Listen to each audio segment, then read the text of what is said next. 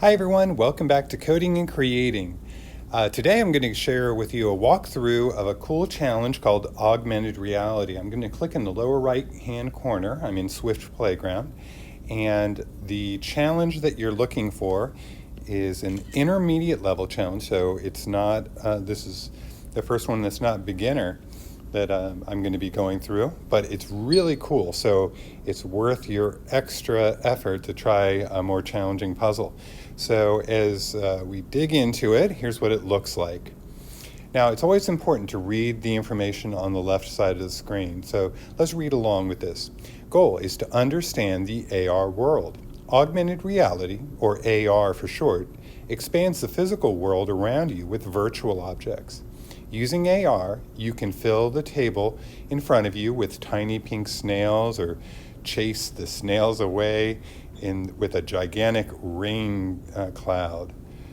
So as you're doing this, what you're going to be doing, AR works by seeing the world through your camera on your iPad. It uses computer vision algorithms to detect feature points on real objects in your environment, then uses these points to detect flat planes like the surface of a desk or a table.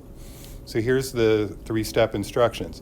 Number 1, run your code and look for your first plane. Second, we're going to place the model on the plane and observe what happens.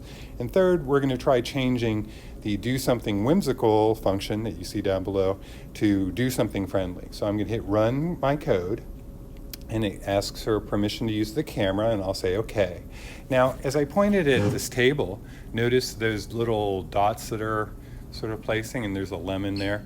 If I pointed at any sort of flat plane, you'll start to see those dots, and that's when the iPad is detecting that flat surface. So I'll just tap here on this table, and it placed the lemon. And notice as I move the camera around, it looks like that's really on the table. Now it's not. I can reach my hand out here, see how it's not really there, but it's virtually there. Now, once I have it placed, I can click Start Scene at the top of the right-hand part of the screen. And now there's a lemon. It's flying. Isn't that cool? I could fly forever. I get close to it. But it didn't this time. And when I popped it.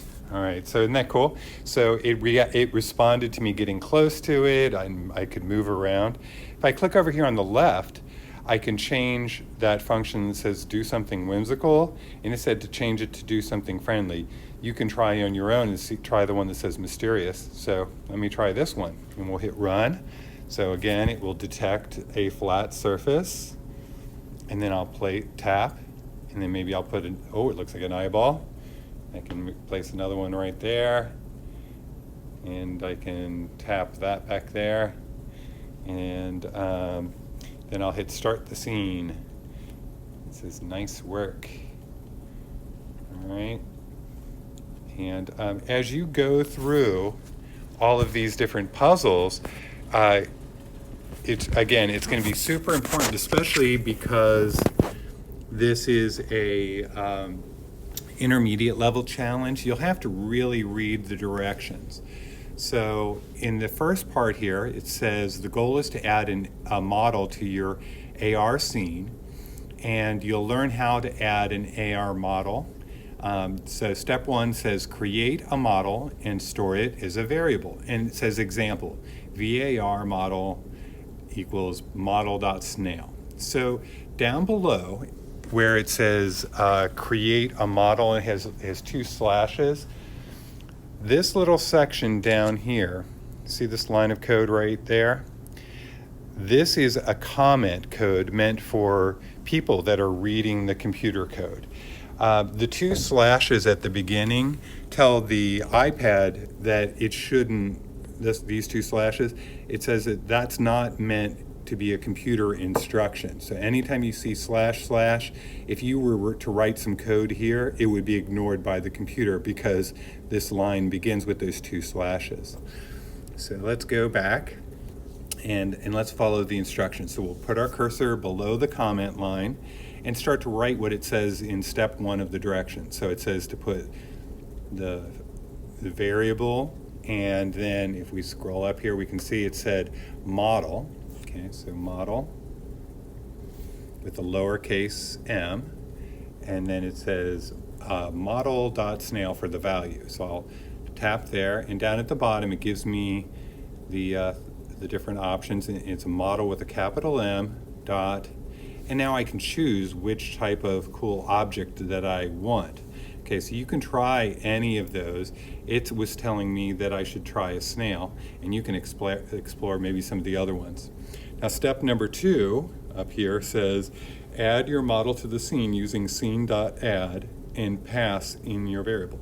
Okay, so I'll click right here below the comment where it tells me to add my model, and I'm going to press scene dot, and I have 2 objects here, the add function and then the set on handle. I'm going to choose the add one, and it highlighted that part of the code and wants to know what object I'm trying to choose. And if you look at the step 2 of the directions, it's model with a lowercase m. So I'm going to press that one. And then it says scene.set on handler. Okay, so if you look in the directions, and let me take a screenshot, right up here in the directions, okay? So it says that I need basically to set that information to model.animate. So I'm going to be putting that down here, okay? So let's go back here, putting my cursor. They already have the scene.on start handler part of the code in there. So model with a lowercase m dot, and then it's animate with just parentheses. So there's different options, but it looks like it's this first one. Okay. Now, if we did everything right, it will work. So I'm going to hit run. Let's see if it works. So is it detecting the table? Yes, it is, and it put the snail there. So let's tap, and we can place the object, and then I'll hit start scene. Yay! We did it. It says now that you can add a model, try changing it to something else, like model.cactus or model.foot or model.lightbulb. Add as many models as you want. So you might fill up the whole table with all these virtual models. And up next, you'll find out how to scale, move, and rotate your models using actions. So as you work your way through these different lessons, make sure you really read the directions. It's super important. That's why it's an intermediate level challenge. It does require you to really be precise and read the directions and write the code exactly. Pay close attention to uppercase and lowercase letters and really look at the details, but you can do it. Just stick with it, pay attention to the details, and you'll be able to have some really cool, amazing augmented reality programs that you can write. Have fun exploring the augmented reality challenge, and I'll see you next time.